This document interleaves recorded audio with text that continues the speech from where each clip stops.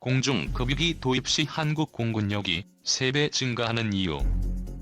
공군은 1990년대부터 공중급유기 도입을 장기 발전 계획에 포함시켰으나 여러 차례에 걸쳐서 연기되고 지연되면서 2014년이 되어서야 정식으로 합동참모본부에서 타당성 검토를 거쳐서 사업화가 되었습니다. 에어버스와 보잉 그리고 IAI가 최종 입찰에 응하여 방위사업청에 제안서를 제출하였고 2015년 6월 30일에 A330MRTT가 한국 공군 KCX 사업 대상 기종으로 최종 선정됩니다. A330MRTT는 이미 영국과 호주, UAE, 사우디아라비아에서 운용 중이며 프랑스와 싱가포르, 그리고 네덜란드 등이 발주를 한 공중급유기로 이미 넓게 시장이 확보된 상태이기 때문에 안정적인 장기 운용 유지와 업그레이드 프로그램 소유 창출이 가능한 기반이 마련되어 있습니다. 이와 같은 장점에 더해서 A330MRTT 공중급유기의 장점은 첨단의 디지털 공중급유 관제 체계, 대량의 연료 탑재량, 높은 화물 수송 능력 등이 있습니다. A330MRTT 공중급유기를 도입하여 운용하고 있는 국가들은 그 성능에 만족하여 추가 도입을 추진하고 있으며 급격한 공군력 확대와 현대화를 추진 중인 카타르도 A330MRTT에 관심을 보였습니다. 이처럼 전 세계에서 인정받고 있는 공중급유기 A330MRTT의 도입으로 인해 한국군은 어떠한 변화가 생길까요? 흔히 공중급유기를 도입, 운용하게 되면 공군력이 3배 이상 증가하는 효과가 있다는 것이 전문가들의 정설입니다. A 공중급유기가 설마 그 정도겠어? 라고 생각하는 분들을 위해 한국 공군에서 A330MRTT가 어떻게 구현하게 되는지 구체적으로 살펴보겠습니다. 우선 전시 초기에 높은 소티 소요를 수용할 수 있으며 동일한 기간 동안 동일한 소티로 더욱 큰 효과를 만들어낼 수 있다는 점입니다. 이는 공중급유기 없이 보유 작전 항공기 숫자를 2에서 3배가량 대폭 증대시킨 것과 같은 효과를 창출합니다. 이는 보유 전술기 숫자가 감소 추세에 있는 한국 공군의 문제 해결에 큰 보탬이 될 것입니다. KF-16, F-16PB와 같은 항공기들은 한계 초계 구역을 지속적으로 방어하기 위해 소요되는 소티 규모가 매우 큽니다. 항공기의 특성에 맞게 초계 구역 공간을 설정해야 하기 때문에 KF-16 등은 F-15K의 그것과 같은 방대한 초계 구역을 커버하기 어렵습니다. F-15K에게 할당되는 규모의 초계 공간을 F-16으로 방어하려면 F-16의 초계 채공과 교전에 소모할 수 있는 연료의 부족으로 인해 전술 구사와 생존성에 큰 제약을 받게 됩니다. 이 때문에 F-16은 상대적으로 좁은 다수의 방어 구역을 할당받거나 혹은 F-15K가 주로 방어하는 구역에서 F-15K 운용 대대 간의 임무 교대 사이에 짧은 시간 동안 F-16들이 투입되어 방어를 함으로써 전투비행단의 F-15K들이 안정적으로 방어 제공 임무에 투입될 수 있도록 합니다. 자칫 잘못하면 가용 세력 부족 문제에 직면할 수 있고 이는 적군의 방공망 제압에 소요되는 기간을 길어지게 만드는 치명적인 약점으로 작용됩니다. 이 문제는 A330MRTT 공중급유기의 도입으로 F-16 전투기의 제공 시간을 증대함으로써 해결할 수 있습니다. F-16 전투기가 각 방어구역에서 제공하는 시간을 공중급유기가 대폭 증가시킴으로써 지속적인 방어 제공 임무 수행을 위해 필요로 하는 소티 소요를 격감시키게 되기 때문입니다.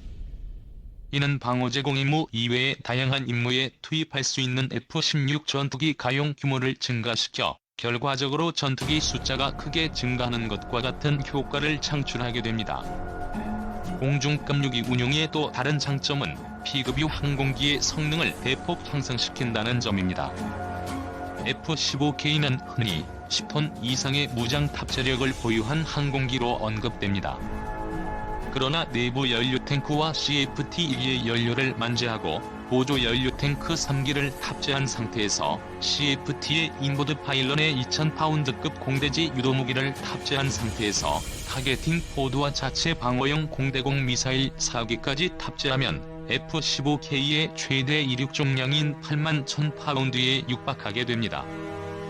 이렇게 되면 연료 탑재량은 당연히 줄어들게 되고 중량과 항력이 크게 증가하여 행동 반경은 크게 감소하게 됩니다. 아울러 작전 공역에서 F-15K가 소모할 수 있는 연료 여유가 크게 감소함에 따라 항공기의 생존성도 크게 떨어지게 됩니다. A330MRTT는 이 문제를 해결함으로써 F-15K의 작전 능력을 향상시킬 수 있습니다. 최대 이륙重량 문제 때문에 연료를 만재하지 못하고 이륙한 F-15K에 공중급유를 함으로써 생존성이 크게 향상됩니다. 이처럼 올해부터 내년까지 도입되는 A330MRTT 공중급유기 4대의 도입은 한국 공군의 작전 능력을 획기적으로 향상시킬 것입니다. 1조 4천억 원대 공중급유기 쟁탈전 유럽 에어버스가 이겼다. 우리 공군 전투기의 제공 작전 시간을 늘리는 공중급유기 기종이 30일 유럽 에어버스 DNS의 A330MRTT로 최종 결정됐다.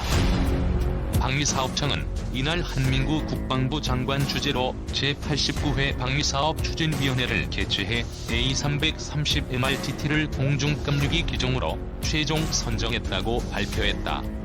에어버스 제공 우리 공군 전투기의 제공 시간과 작전 반경을 획기적으로 늘릴 공중급유기 기종이 30일 유럽 에어버스 DNS의 A330MRTT로 최종 결정됐다.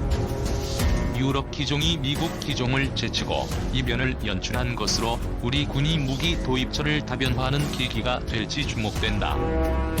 김시철 방위사업청 대변인은 이날 한민구 국방부 장관 주재로 열린 제89회 방위사업추진위원회에서 A330MRTT를 공중급유기 기종으로 최종 선정했다고 밝혔다.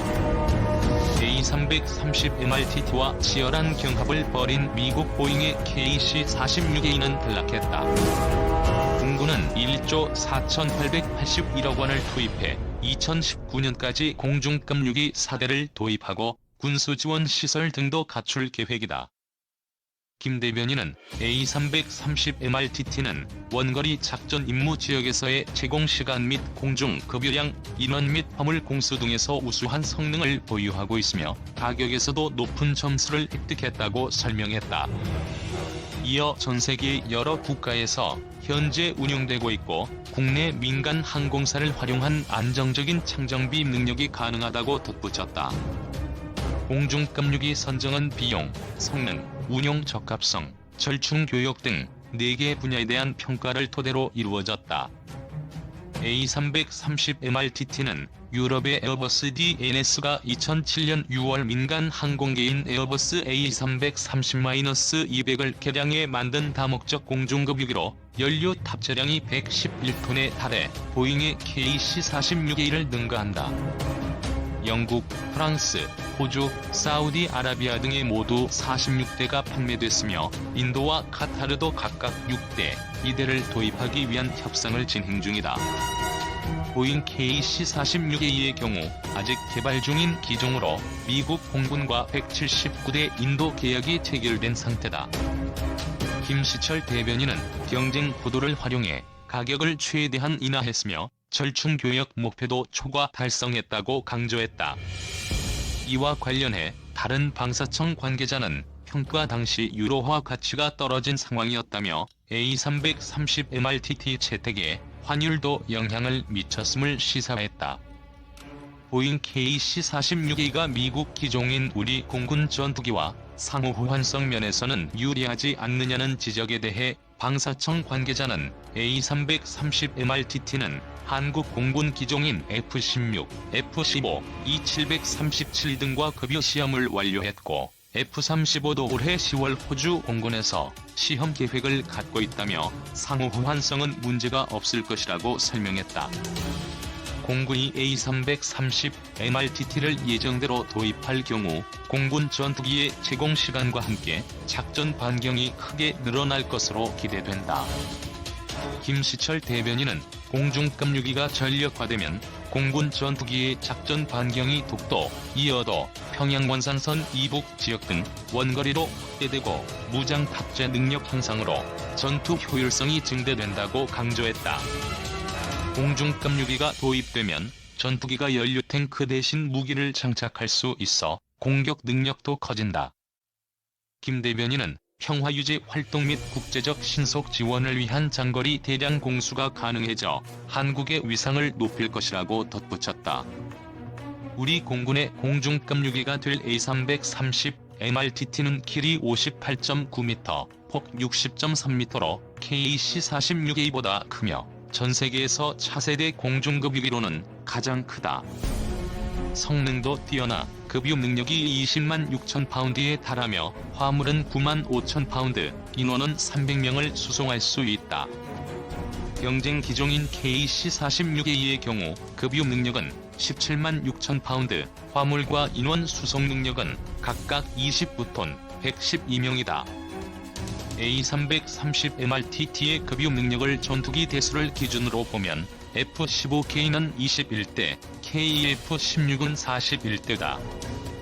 A330MRTT의 항속거리는 화물로만 파운드 탑재 상태에서 7139노티컬마일로 KC-46A보다 길다. A330MRTT의 급유 방식은 붐과 프루브 방식 모두 가능하다. 붐은 여의봉처럼 늘었다 줄었다 하는 막대로 급유기에서 연료를 흘려보낼 붐을 내려주면 전투기는 급유기와 같은 속력과 방향으로 날면서 연료를 공급받는다. 프루브 방식은 호스로 급유하는 것으로 호스 끝에 원통형 금속이 달려 원통 안에 있는 작은 금속 침이 주위구 구멍으로 들어가 연료를 공급한다.